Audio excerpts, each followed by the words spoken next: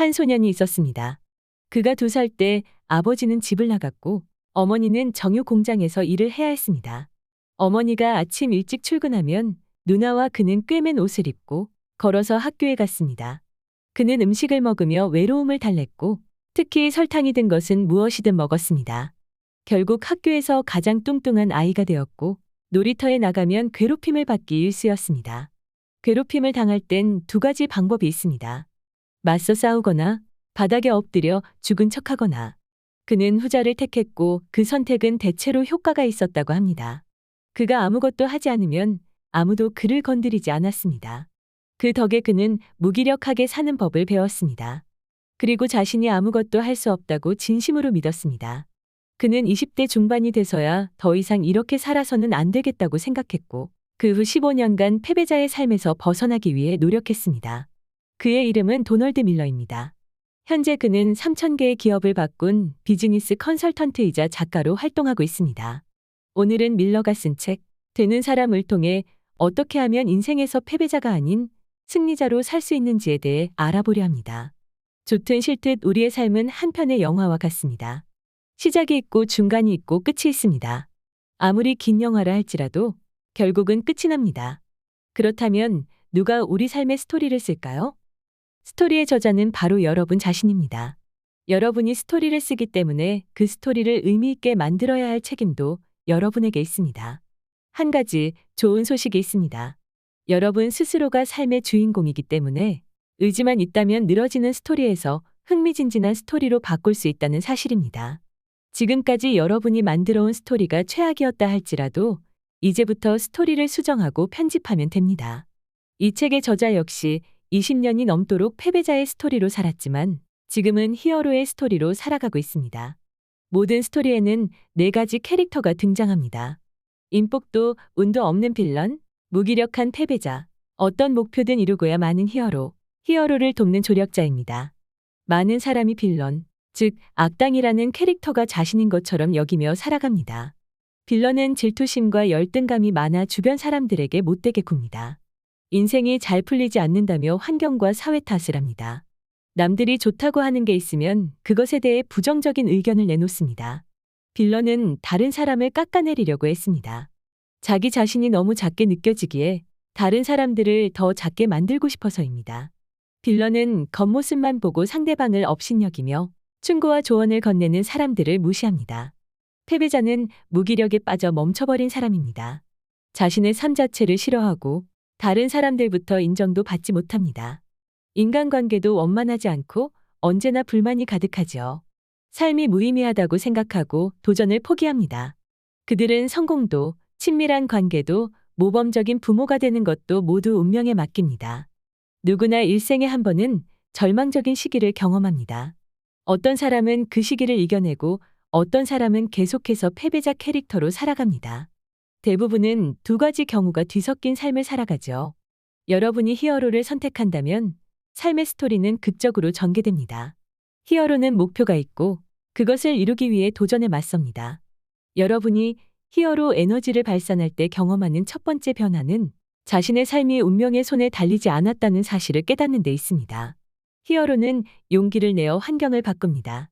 훌륭한 스토리를 만들기 위해 필요한 원칙을 세우게 됩니다.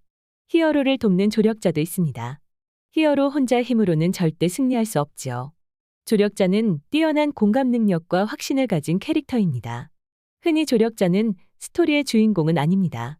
하지만 가장 강하고 가장 유능하며 가장 배려심과 인정이 많은 캐릭터이기도 합니다. 저자는 결혼을 하고 아이를 가지면서 조력자가 된 것이 인생에서 가장 의미 있는 변화였다고 고백합니다. 삶이라는 스토리에서 어떤 캐릭터를 선택하고 살아가느냐는 결국 정체성의 문제입니다. 변화는 한 번에 일어나지 않습니다. 우리는 피해자가 되기도 하고 빌런이 되기도 하며 끊임없이 흔들립니다. 하지만 점점 히어로 역할을 더 많이 수행하기 시작하고 그렇게 삶이 조금씩 바뀌어 가는 겁니다. 위대한 사람들 역시 처음엔 내가 무엇이 될 수 있을까? 내가 무엇을 이룰 수 있을까? 하는 질문으로 시작했습니다. 여러분도 여러분의 스토리를 써야 합니다. 이는 피할 수 없습니다. 1938년 나치가 빈을 침공했을 때 빅터 프랭클은 책을 쓰고 있었습니다. 유대인이었던 프랭클은 수용소에 끌려갔고 첫 아이를 임신 중이던 아내는 나치에 의해 죽임을 당했습니다. 부모님까지 돌아가시고 나자 프랭클은 깊은 시리에 빠져 자살까지 생각했습니다. 그럼에도 그는 살아야 할 이유가 있을 거라고 믿었습니다. 다른 수용자들이 동물 취급을 받더라도 살아가는 것이 의미 있다는 그의 생각에 이의를 제기하자 그는 말했죠. 우리가 우리의 스토리를 전하고 세상이 그 스토리를 들어야 세상에 반드시 막아야 할 악이 존재한다는 사실을 알게 될 것이다. 프랭클은 수용소에서 기적적으로 살아남았고 원고를 정리해 책으로 발표했습니다. 죽음의 수용소가 바로 그 책입니다. 저자는 빅터 프랭클의 책을 읽으며 자신의 삶을 패배자에서 히어로로 바꾸겠다고 결심하게 됩니다. 그때부터 그는 좀 더 큰 목표를 가지고 글을 쓰기 시작했습니다. 기분과 상관없이 아침 시간을 할애해 글을 쓰기로 마음먹은 것이지요. 마침내 책을 출간했지만 첫 책은 37권밖에 팔리지 않았습니다. 실패였지요. 하지만 히어로가 좌절을 겪지 않으면 스토리는 지루해집니다. 그의 마음속에는 패배자의 마음이 어른거렸고 자신에게 재능 따위는 없다고 좌절했습니다. 그럼에도 불구하고 그는 그저 할 수 있는 일을 다시 했습니다. 두 번째 책은 제법 팔렸습니다. 하지만 여전히 과체중이었고 소심한 성격이었습니다. 그는 계속 글을 썼고 살을 빼려고 노력했습니다. 살이 빠지면서 천천히 패배자 마인드가 싸그러들었습니다. 세 번째 책을 쓸 때 그는 비로소 삶의 진정한 의미를 느꼈다고 합니다. 드디어 패배자의 캐릭터를 벗고 히어로의 캐릭터로 살 수 있는 주체성이 생긴 것이지요.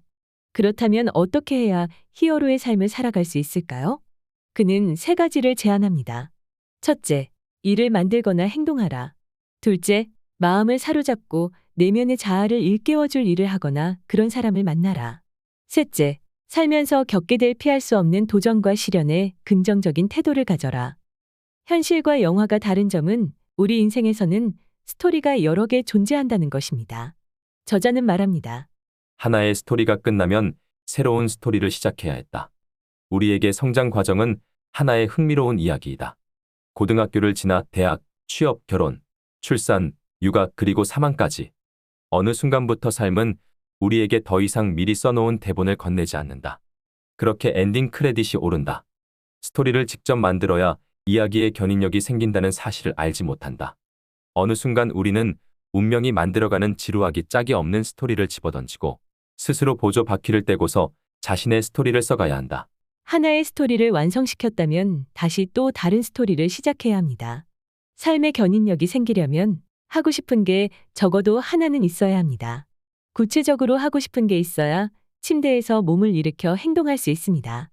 여러분의 스토리가 시작되려면 원하는 게 있어야 합니다. 삶의 주제를 정해야 무엇을 할지 생각할 수 있습니다. 삶의 스토리마다 챕터를 만드는 것이지요.